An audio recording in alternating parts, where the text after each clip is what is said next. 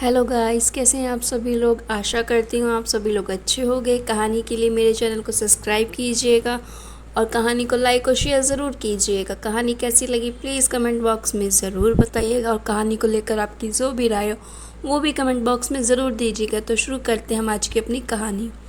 यूँ तो कंचन एक मिडिल क्लास परिवार की लड़की थी जो हमेशा पढ़ाई में अव्वल रहती और लोगों का भरपूर प्यार भी उसे मिलता।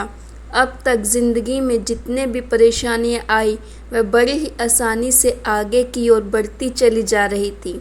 लेकिन उसे क्या पता कि वह एक ऐसे भंवर में फंसने वाली है जहां से निकलना उसके लिए थोड़ा मुश्किल होने वाला है। धीरे धीरे उसके जीवन में समय ने करवट बदला और वह अपनी पढ़ाई पूरी करते हुए बैंकिंग की तैयारी करने लगी। और वह दिन भी आया जब उसे खुशखबरी मिली कि बैंक में उसका चयन हो गया है और इस बात से मानो वह फूली नहीं समा रही थी। उसके साथ साथ उसके माता पिता और छोटी बहन भी बहुत खुश रहते हैं। उन्हें ऐसा लगने लगा था कि अब उनके जीवन में कोई भी परेशानी नहीं होने वाली है। लगभग 2 साल तक बैंकों में नौकरी करते हुए उसे कई सारे ऐसे रिश्ते आए जिससे ऐसे महसूस हुआ कि अब उसकी ज़िंदगी में एक नया पड़ाव आने ही वाला है। उन्हीं सारे रिश्तों में जतिन का रिश्ता कंचन के लिए आया जो पेशे से सॉफ्टवेयर इंजीनियर था। दिखने में ऊंचा लंबा कद काठी का जतिन सभी को कंचन के लिए पसंद आ गया था और कहीं ना कहीं कंचन को भी जतिन पसंद था। 2 महीने के बाद ही कंचन और जतिन की शादी कर दी गई। शुरू में तो जतिन ने कंचन को बहुत अच्छे से रखा, उसकी हर छोटी बड़ी ख्वाहिशों का पर ध्यान देना शुरू कर दिया। उसने कंचन को हसीन सपने दिखाए जिससे कंचन को ऐसे लगने लगा कि उसे सपनों का राजकुमार मिला है। एक दिन कंचन और जतिन शॉपिंग करने मार्केट जाते हैं। तभी कंचन, अरे अखिल, यहाँ क्या कर रहे हो। कंचन दौड़कर अपने बचपन के दोस्त अखिल के पास जाती है और यहाँ बात जतिन को बहुत बुरी लगती है।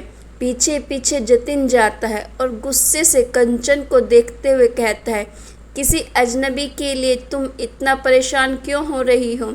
कंचन, अरे जतिन, यह अजनबी नहीं, यह तो मेरे बचपन का दोस्त है।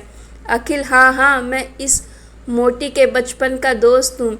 अरे तुम्हें पता है बचपन में मैं इसका पूरा होमवर्क करता था और इसे गुड़ मिला करता था, मजाक में हंसते हुए। जतिन, देखो बचपन की बातें बचपन तक ही रहने दो। और कंचन, तुम्हें याद नहीं घर में मेहमान आने वाले हैं, चलो जल्दी घर। हाथ पकड़कर जतिन कंचन को कार में बैठा देता है जिससे कंचन की चूड़ियाँ टूट जाती हैं और उसे दर्द होने लगता है। लेकिन इस बात का जतिन को बिल्कुल भी असर नहीं पड़ता और वह घर चले जाते हैं। घर पर जाने के बाद जतिन जोर जोर से कंचन की ओर देखकर चिल्लाने लगता है जिससे कंचन डर जाती है और अपने कमरे में जाकर रोने लगती है। अब तो जतिन का व्यवहार काफ़ी बदल चुका होता है। वह ना तो किसी से भी कंचन को मिलने देता है और ना ही किसी को घर ही आने देता। कंचन के फ़ोन में भी बैलेंस नहीं डलवाता कि वह किसी से बात ना कर सके। जतिन का बदला हुआ रूप देखकर कंचन को और भी डर लगने लगता है और वह चाहकर भी अपने घर वालों को इस बारे में नहीं बता पा रही थी। एक दिन कंचन के पड़ोसन सुकन्या उससे मिलने के लिए आती है और जैसे ही वह बेल बजाने वाली होती है कि सुकन्या को बाहर से ही जतिन के चिल्लाने की आवाज़ आती है। सुकन्या खिड़की में आकर देखती है तो वह यह देखकर सहम जाती है कि सीधा साधा दिखने वाला जतिन कंचन के ऊपर हाथ उठा रहा था और उसे गंदी गालियाँ दे रहा था। अब सुकन्या के घर की बेल बजाती है लेकिन यह कहकर जतिन सुकन्या को वहाँ से जाने के लिए कहता है कि कंचन अभी सो रही है। कुछ दिनों के बाद ही जतिन ने कंचन की बैंक की नौकरी छुड़वा दी और उसे घर में ही रहने की सलाह दी। अगर कंचन कुछ भी कहती तो फिर से जतिन उसके साथ गलत व्यवहार करता। रोज़ रोज़ होने वाले इस झगड़े से वह बहुत परेशान हो चुकी थी और वह अब इस समस्या का हल निकालना चाहती थी। बैठे बैठे उसने मन में सोचा कि ना जाने आज तक कितने उतार चढ़ाव उसने अपने जीवन में देखे, लेकिन जिस इंसान से उसे सबसे ज़्यादा उम्मीदें थी उसने उसे बेगाना कर दिया। बार बार कंचन को अपने माता पिता की याद आने लगी।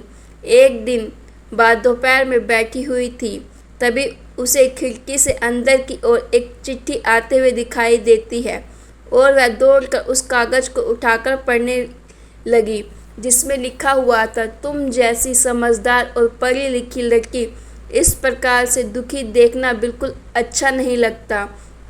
तुम एक आत्मसम्मानी लड़की हो। तुम्हारे माता पिता की दी गई शिक्षा क्या तुम्हें इस तरह से बर्बाद कर देगी? उठो और अपने हक के लिए लड़ो। तुम अकेली नहीं हो। अपना सम्मान करना तुम्हारे अपने हाथों में है। कंचन उस चिट्ठी को आगे पीछे घुमाकर देखने लगी, लेकिन उसने उसे किसी का भी नाम नज़र नहीं आया। लेकिन इसको पढ़ने के बाद उसके अंदर एक अलग ही आत्मविश्वास देखने को मिला।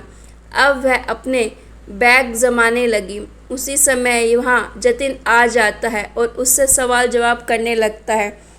कंचन की लाल होती आंखों को देखकर जतिन के मन में एक अजीब सा डर समा गया और कंचन ने उसे घूरते हुए कहा, अपने सवाल जवाब अपने तक ही सीमित रखो और मुझसे उलझने की कोशिश बिल्कुल मत करो। जीवन में चल रहे तूफान का किनारा अब मैं ही बनूंगी। कंचन की आत्मविश्वास वाली बातों को सुनकर जतिन को अजीब सा एहसास हुआ, लेकिन उसके कुछ कहने से पहले ही कंचन अपना बैग उठाकर वहाँ से चली गई।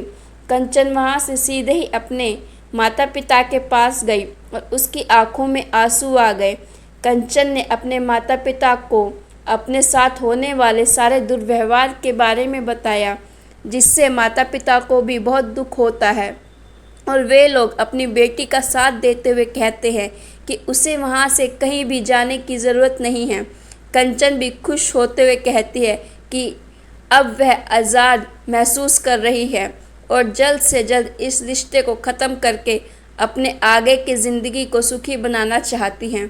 कंचन अपने माता पिता से कहती है, मेरे अंदर जो भी आत्मविश्वास आया है वह उस चिट्ठी की बदौलत ही आया है, लेकिन मुझे यह समझ नहीं आया कि आखिर वह चिट्ठी मुझे भेजी किसने।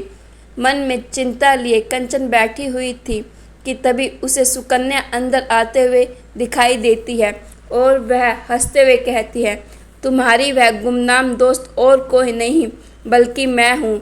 मैंने जतिन को देख लिया था कि वह किस तरह से तुम्हें परेशान कर रहा था, लेकिन तुम कुछ कर नहीं पा रही और इसी वजह से मैंने तुम्हारे अदृश्य रूप से साथ देने की बात सोची।